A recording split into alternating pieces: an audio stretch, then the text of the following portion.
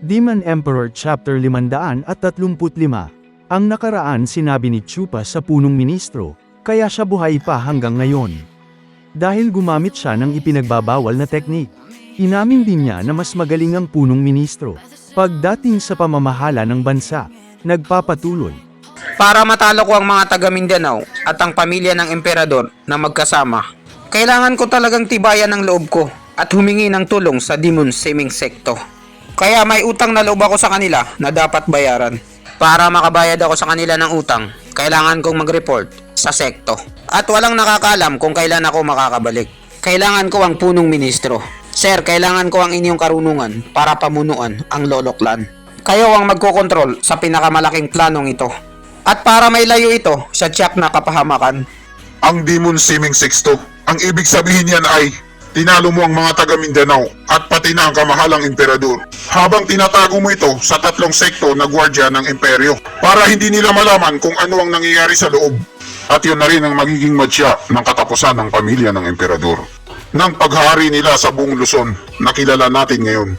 Magiging isang taw-tauhan na lang sila. Ngayon nandito na ang Lolo Clan, sila ang magiging totoo at tunay na tagapamahala ng buong bansa. Punong ministro, sir, pareho pala tayo ng pananaw sa buhay. Kapag sumali ka sa Lolo Clan, ipapaubaya ko sa iyo ang entablado. May papamalas mo na rin ang iyong natatagong galing. Hindi ka mapapahiya dito bilang pinakamagaling mag-isip sa buong Luzon. Kung ganon, ang posisyon ng stewardess ng Lolo Clan ay wala ring pinagkaiba sa posisyon ng punong ministro ng buong Luzon. At kapag umalis ka na, papuntang abroad, kanino naman to mapupunta? Dahil ang posisyon na to at ang stewardess ng Lolo Clan ay pareho. Pagkatapos kong umalis ng bansa, mapupunta ito sa mga kamay ni punong ministrong Zugi Kanping. Ha ha ha ha ha ha! Nabigla si Zugi Kanping kasi masyadong mabigat ang pwestong inaalok sa kanya ni Chupa. Napakatagal ko nang naging punong ministro, hindi ko na matandaan kailan. Itong stewardess na posisyon ng Lolo Clan ang pinakamagandang pagpipilian para sa akin. Sa oras na umalis ka, nanakawin ko ang posisyon mo. Hindi naman siguro maganda yon sa paningin ng mamamayang Pilipino. Okay lang naman yon. Ang stewardess ay siyang namamahala sa lahat ng nangyayari sa buong clan. At ngayon ay lumalawak at lumalaki ang Lolo Clan. Ang mga gawain nito ay mas lalo pang dadami. Kaya ang posisyon na yan ay hindi dapat mabakante. May isang tao dapat na laging nakareserba para gampanan nito. Pero kung si punong ministrong Zugi ay ayaw sumali sa Lolo Clan dahil masyado itong mahirap at pangit na pagpipilian, wala namang problema sa akin yun. Nandiyan naman si Ling Wachang para gampanan ng posisyon na yun. Alam kong hindi niya rin gusto ang pwesto niya ngayon bilang bisor ng mga sundalo. Hoy! Wag! Hindi naman sa ganun. Si Ling Wachang ay stewardess ng pamahalaan sa buong buhay niya. Bihira na lang gumagana ang utak niya sa mga ganung bagay. Ang Lolo Clan ay lalaki pa ito ng husto. Bilang pumapapel na totoong emperador sa dilim. Si Ling Wachang ay mababaw pa ang kanyang karanasan. Hindi siya makakatulong sa buong Luzon sa pagresolba ng mga may hirap na bagay. Masyado mo naman siyang minamalit. Ako nga galing lang sa maliit na pamilya eh. Ba't hindi mo rin sinasabi sa akin yan? Pareho lang naman din kami ah. Napatungangan na lang si Zugi Kanping dahil dinipensahan ni Chupa si Ling Wachang sa pagmamarites niya dito. Stewardess Chupa, pakiusap, huwag mo naman akong niloloko ng ganyan. Isa kang napakahusay na hindi pa nadidiscover sa Pilipinas Got Talent. Kayang-kaya mong gawin kahit ano. Napakalawak ang kadakilaan mo at open-minded ka pa. Sa maikling panahon lamang na ginugol mo, kaya mo nang gawin ang lahat, Stewardess Chupa. Hindi ko alam kung anong nakaraan ang mayroon ka, Stewardess Chupa. Isa lang ang sigurado ako, isa kang pambihira na talentadong Pinoy. Pang-Oscar Award ang galing mo. Punong ministrong Zugi, magaling ka rin palang mambola. Bolero ka talaga, pero ayos lang yun. Dahil isa lang ang gusto kong malaman ngayon. Ikaw, papasok ka ba o lalabas? Isa lang ang may sasagot ko sa'yo, Chupa. Papasok ako kahit may bagyo. Kung ganon, kailangan mo munang sumunod sa clan rules. Bago ka makasali, kailangan mo munang kainin itong uod. Ew, anong klaseng uod yan? Kinuha na ni Zugi Kanping yung uod at lalatakin niya na ito. Ano ito? Hindi pa to luto ah. Kinain na ito ni Zugi Kanping kahit alam niyang hilaw pa. Gumawa si Chupa ng hand sign na dirty finger. Biglang sumama ang pakiramdam ni Zugi Kanping. Bigla siyang nakaramdam ng pagtatae na may kasamang tubol. Kinakabahan na rin si Yao Ming, baka sumakit din ang tiyan niya. Ha ha ha ha. Ngayon, nakita mo na ang mangyayari sa'yo kapag hindi ka nagpakabait.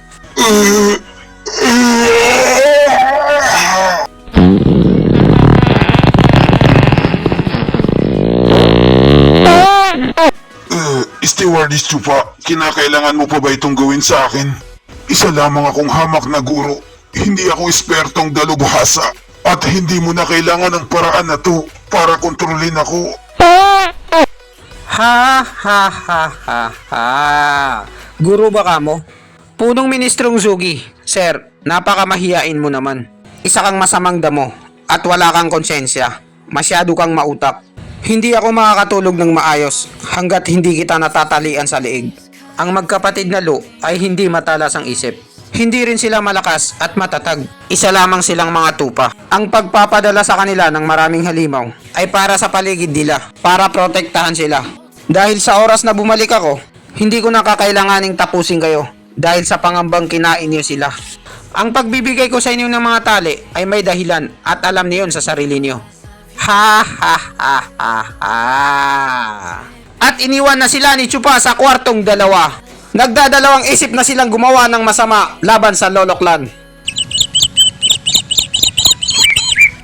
Isang umaga na maganda ang sikat ng araw.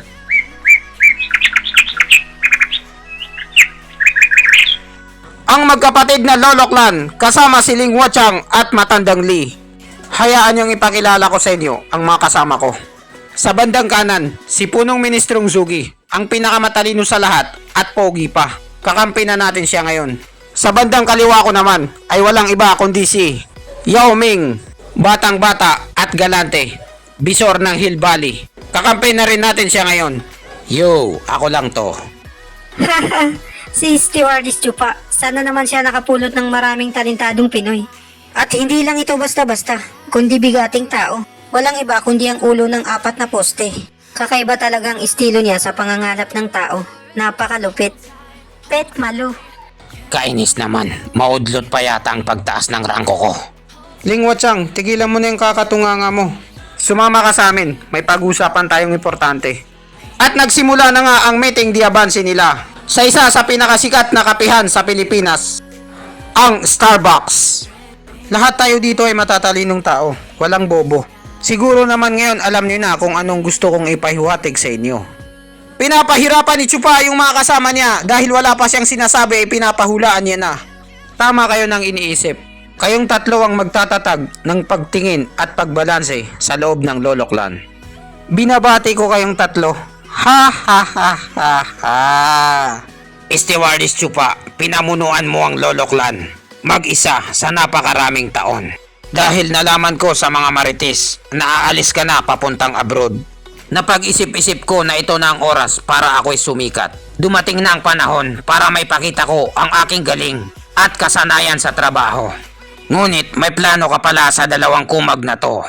Pipigilan lang nila ako at magiging hadlang sila para may pakita ko ang aking husay sa trabaho. Ha ha ha ha ha. Kailangan balansi dapat ang kapangyarihan ng mga liderato. Yun ang tinatawag na kalidad, lalo na ngayon, na mas mautak at may alam si foreman kaysa ka-engineer. Kapag wala na dito si Stewardess Chupa na pumipigil sa'yo at ang iba, at hindi ka rin nakakain ng hilaw na uod, kawawa sa'yo ang magkapatid na Lolo Clan. Sigurado akong hawak mo na sila sa iyong mga kamay. Nakikinig lang si Yao Ming sa usapan ng 2 matalino. Si Stewardess Chupa, ang ginawa niyang hakbang ay tama lang. Hindi ko siya masisisi kung wala siyang tiwala sa pagmumukha ni Ling Wuchang. Lahat naman kayo dito ay may kakayahan na mga lalaki. Kaya ako kayo pinipigilan ay para sa kaligtasan yun. Yun ang rason ko. Pero hindi ko kayo hahadlangan sa inyong mga binabalak para magamit niyo ang inyong mga talento. Sa halip, matutulungan ko pa kayo na may labas niyo ang inyong tunay na buong potensyal. At sa mga oras na yun ay magiging busy na kayo. Wala na kayong oras sa isa't isa. At hindi na rin kayo makakapaglaro ng lokohan. Tumbang preso, Chinese garter sa isa't isa. Ang magiging gawain nyo na lang ay pasok, tulog, tulog. Inactivate na naman ni Chupa ang kanyang Sharingan at Amaterasu sa katawan. At dito nagtatapos ang chapter 535. Maraming salamat po sa panunood nyo. Mag-subscribe para laging updated sa buhay ni Chupa.